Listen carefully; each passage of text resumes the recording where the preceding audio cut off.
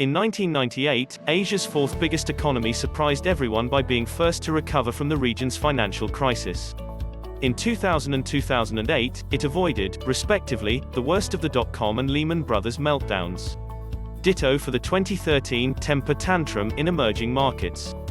Now, Korea has joined China in returning to its pre-COVID growth levels. Teflon Korea is again proving the bears wrong by beating forecasts and growing an annualized 1.6% in the first 3 months of the year. Accelerating private consumption, increased corporate investment and rising government expenditures has Korea exiting the wreckage from 2020 faster than economies from Washington to Tokyo.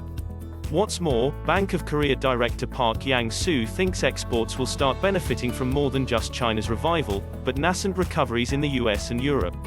Headwinds abound, of course. One is the global chip shortage, partly a byproduct of the trade war. COVID-19 fourth waves in the US, Europe and Japan made for quite a wild card. So does the specter of higher bond yields from New York to Mumbai.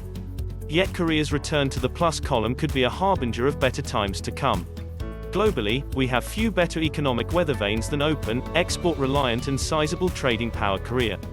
Its zigs and zags often hint at where much bigger economies might be headed weeks or months out. That it's growing again could be even more telling than China's pivot toward expansion. The light at the end of Korea's tunnel is no aberration when you look at the performance of Samsung, by far the most important family-owned conglomerate, or chaebol.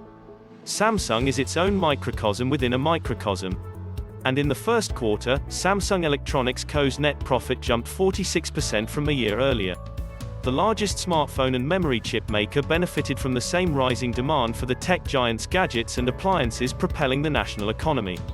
The good news is that Korea's rebound adds spring to the step of President Moon Jae-in's government, which is in its last year.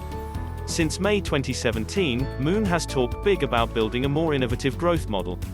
In recent decades, Korea beat the dreaded middle-income trap by becoming a leader in consumer electronics, digital devices, petrochemicals, semiconductors and popular culture exports.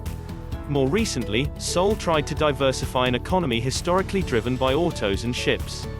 Moon set out to recalibrate growth engines from exports to innovation and services.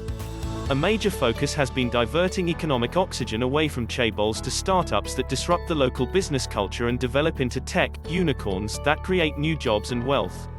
The trouble, of course, is that Korea has now had 3 successive presidents who spoke of raising the nation's economic game. First came Lee Myung-bak, who moved into the presidential Blue House in 2008 promising a major reform big bang. The effort ended rather quickly, though.